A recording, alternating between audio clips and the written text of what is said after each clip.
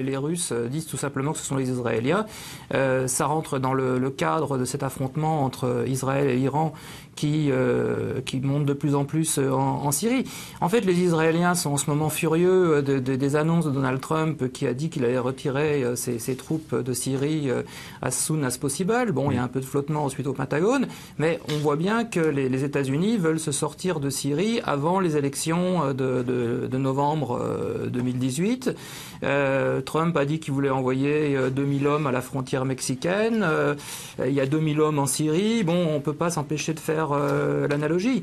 Et donc, ça veut dire que les Américains, s'ils se retirent, ils laissent le champ libre aux Iraniens en Syrie. Et ça, pour les Israéliens, c'est pas possible. Donc, en frappant, juste après cette attaque chimique, il signifie aux États-Unis on peut le faire, vous pouvez attaquer. Parce qu'ils ont envie, évidemment, que le conflit se prolonge en Syrie pour leur propre sécurité.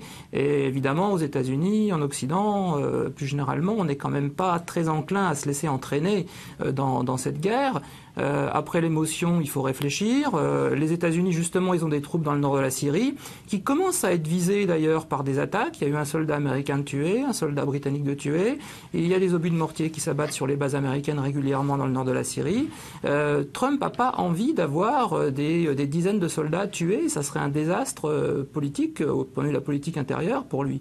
Quant à la France, on a toujours notre force au sud du Liban. Il ne faut pas oublier que si on se mettait à avoir des représailles massives contre le régime syrien et ses alliés, nos soldats dans le sud du Liban pourraient être pris également en otage par le Hezbollah.